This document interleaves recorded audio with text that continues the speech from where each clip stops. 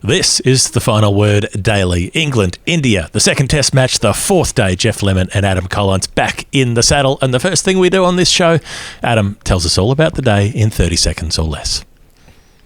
Well, India started with 27 runs to knock off, but they lost 2 wickets on the way to that. KL Rahul and then Rohit Sharma out hooking for the umpteenth time this year. Gotta love him. Then a 100-run stand after Kohli gets out just before lunch. A 100-run stand across about 4 million balls between Rahane and Pujara, which I deeply enjoyed. But once that fell, there were 3 wickets in quick succession. Pujara, then Rahane, and then Cheteshwar not long before the close. So 181 for 6, 154 ahead, 4 wickets in hand, intriguingly positioned as we head into the 5th day.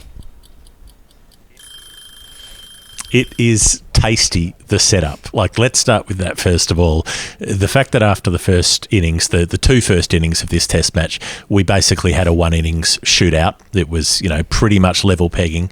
It was who could do better, could India do well enough in the 3rd innings to test England in the 4th? They still could, but it's slightly against the odds now. There is still that possibility. The one thing in Test cricket at the moment is that if Rishabh Pant is there, we have no ability to predict. Yeah, well, what I think the he's about 20 outcome may odd overnight, not out, or maybe fewer than that, but no boundaries. He was so busy though. 14, sorry, but he 14. was dancing.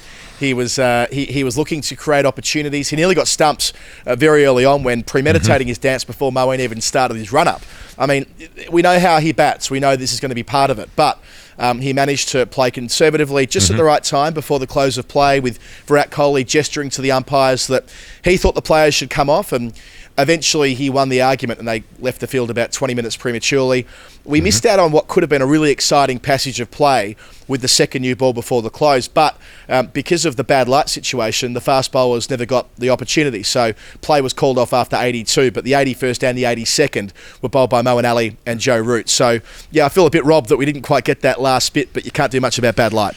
Yeah, well, I guess you can't do much about it as far as having fast bowlers come on, but it did seem pretty ridiculous to be coming off when there are 2 off spinners bowling, and Ishant Sharma didn't seem to be having too much trouble seeing the ball. So if he was going okay, you'd think that most people should be going okay. We've banged on about the annoyingness of the bad light rules many, many times before, but something's got to be done at some point. It's like the slow over rates. It's not helping the game. Let's go back to the start of the day. What seemed really interesting to me was that Joe Root often comes across as a pretty unimaginative captain.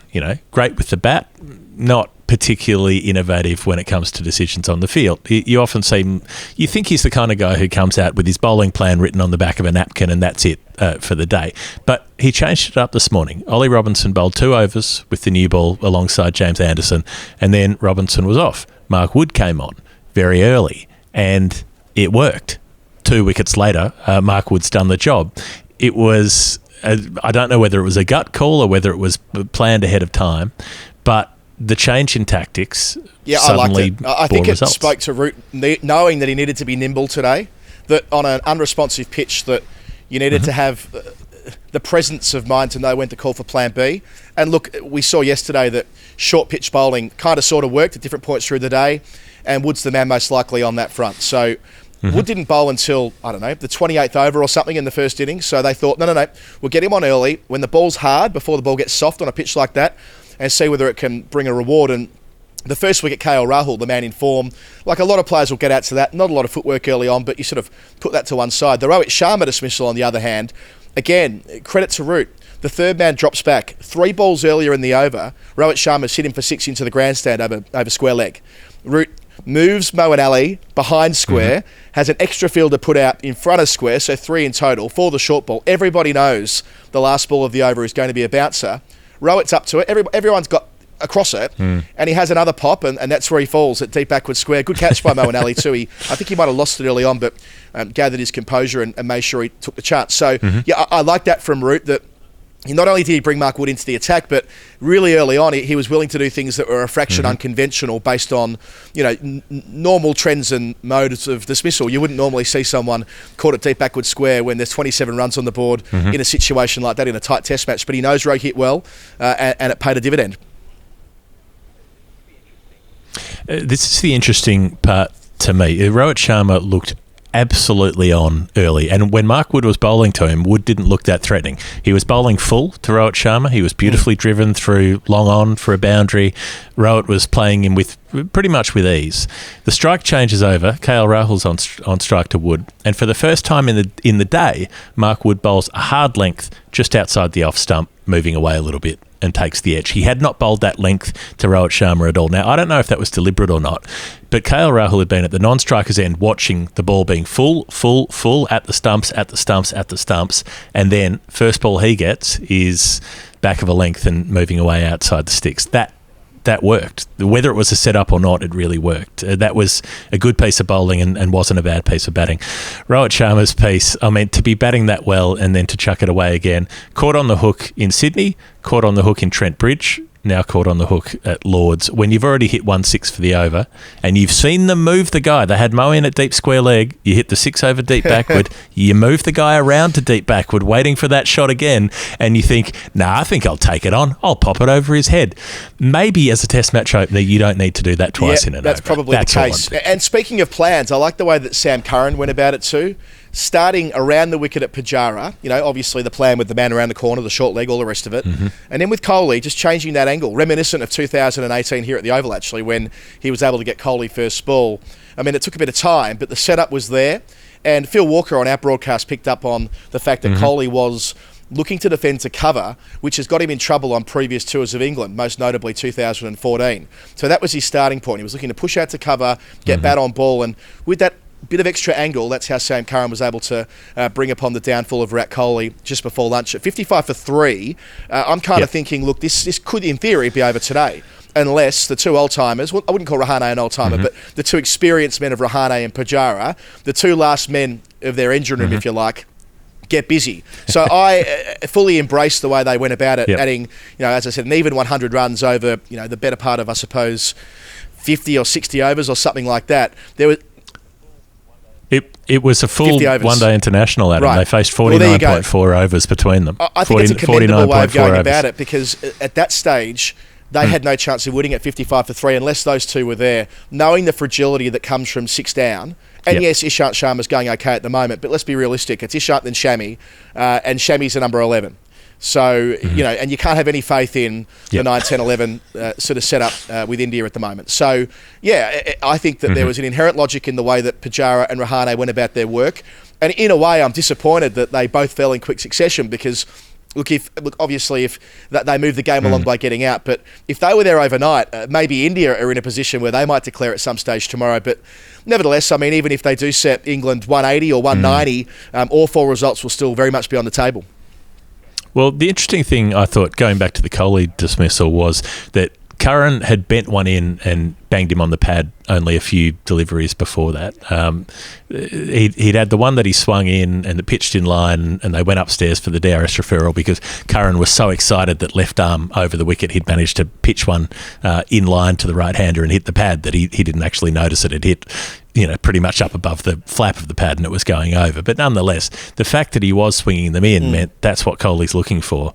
And then he just gets the one that goes across that natural variation of the left armour and pokes at it. I also wondered whether Michael Goff was actually responsible for that wicket, because Curran started the day around the wicket, left arm around, trying to angle it in and maybe move it, get it to jag away, whatever that was. He got warned, not officially, but he got a little telling off. He got a couple of nudges about being too near the protected area on the pitch, and then he got specifically told not to run on the protected area. Next ball, he came back over the wicket. About an over later, he gets Virat Kohli from over the wicket. So maybe Michael Goff had a hand in that inadvertently, and Sam Curran did a full Imran Tahir sort of lap of the ground, stopped by the merch stall, bought a couple of shirts, got a Fanta, and came back again because he was that excited with that wicket. But going into that next partnership, I bloody loved it. You know what? Like, people will get stuck into Cheteshwar Pujara for batting slowly and all the rest of it. And it's a high-risk game in a way, because if you face out 100 balls for 11 runs and then get out, people will jump all over you. But the fact that he faced over 200 deliveries, he got to 45, he put on that 100 partnership, and sure, he would have liked to go on, but he got an absolute brute of a ball from Mark Wood, one that jumped off the pitch like a foot more than any other ball on that length in the entire day. There was erratic bounce that had been keeping low, but that was the first one that jumped up. And it took him on the back of the glove, as Pujara was trying to pull his head out of the way and looped into the slip cord. And nobody's playing that ball well. No, if anybody absolutely. survives that ball, it's luck. I love the way that Wood went about it, all the way through. So much so that he injured himself. I mean, gutting that to cut off one run late in the day. And I mean, I have to say I was commentating that part of the day. And as he was preparing to dive, I'm thinking, don't do it, don't do it, don't do it, don't do it, don't do it, don't do it. And of course he does it.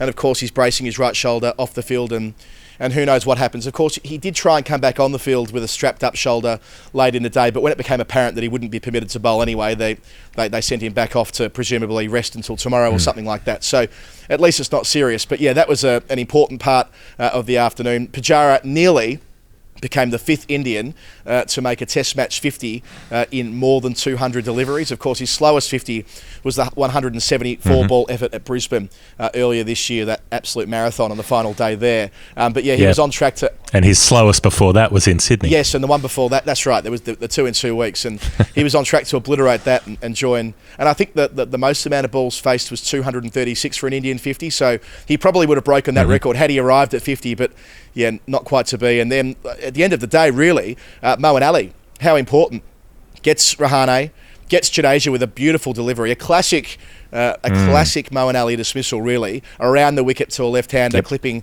the top of off stump or the side of the off stump. That's the stuff when Moeen Ali's at his best. He's taken loads of wickets like that, both at domestic level and international level. So, yeah, we said all the way through the Test, Geoff, didn't we, that Moeen Ali will probably have his say, and he has here. Yep. Yeah, well, exactly that. He got Rahane, maybe a bit of luck in that dismissal, but Rahane was constantly sort of moving leg side of the ball against the spinners and trying to go through the offside, and quite successfully going through the offside most of the day. And then he got one that didn't really turn and went on straight and got the little edge as he tried to force it away through the offside.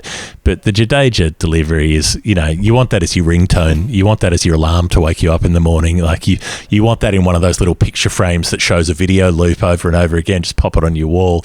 It is a thing of beauty. Like the drift in, the way it just hangs in the air like a Christmas ornament, drifts in, pitches, turns away. Jadeja's playing down the right line as far as he can tell, as far as that delivery should turns further than that, beats his outside edge and just ticks the outside of his off stump as it goes by. Absolutely perfect to a guy who's in very good touch. And so at that point, the lead was 140 when Rahane got out. And so you're thinking, all right, if they can put on another 60, if they can get 200 in front, it's game on, because the pitch is starting to get erratic. If they can get to that by lunchtime tomorrow, at the moment, now that Jadeja's out, they're 154 in front. So can Rishabh Pant with the tail get another 40 or 50, or does he get out cheaply trying to force the pace in the morning? That's really what it all comes down to.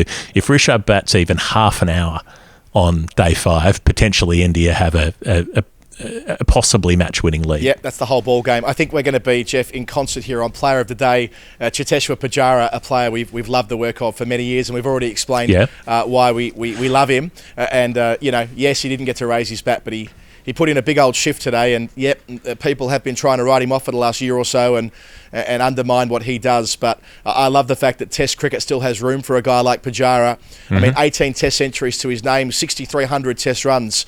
I mean, this guy's a champion. Yeah, I adore Pujara, but for Player of the Day today, I'm going for Mark Wood. I thought he was the most influential. India's openers have been their best through the series so far. He came in and knocked them both off cheaply.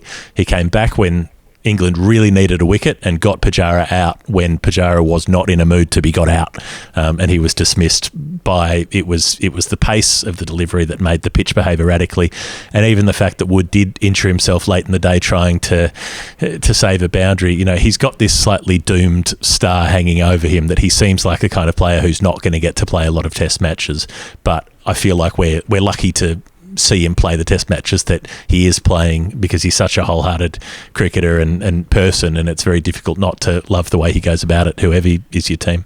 Yeah, well said. In terms of our Hall of Fame, fairly open and shut from my perspective. It was when that shot came through of Rishabh Pant laying like he's on a banana lounge. Next in, he's so at peace with the world. Like, I know, if you haven't seen it, look it up on Twitter. Jeff, you've quote tweeted it with the old Jack Thompson pick. But yeah, I mean, it says a lot about Rishabh Pant. And I suppose in some respects, looking at that picture, it reminds me that it's illustrative of the fact that anything's possible tomorrow.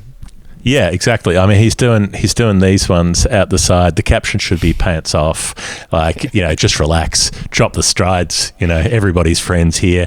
My Hall of Fame moment for the day though was when Mel Shawley, our listener, sent this in to us when Cheteshwar Pujara was on 0 from 34 balls. Somebody at the ground popped his wagon wheel up on the big screen. Just that little bit of cricket humour. And when he got his first run from his 35th ball, the crowd went wild. They all went up. They all cheered him. And Virat Kohli came down and shook his hand. Absolutely magnificent. So I liked that people got into it. You know, that's like cricket jokes. Nothing better than cricket jokes. Jeff, in signing off, happy Independence Day to all of our Indian watchers and listeners. Yep. In other words, happy birthday to me. Of course, the reason I know it's Indian Independence Day is my birthday. Yep. But I hope you've all enjoyed it. If you enjoyed the cricket and enjoyed India putting themselves into some sort of position today, this has been the Final Word Daily. I'm Adam Collins. He's Geoff Lemon. If you like what we do, all of our shows are there in the feed, on the podcast feed. Also on Patreon if you want to support what we do financially. A lot of fun there on the Discord channel as well. This is the Final Word Daily. Cannot wait for tomorrow. No.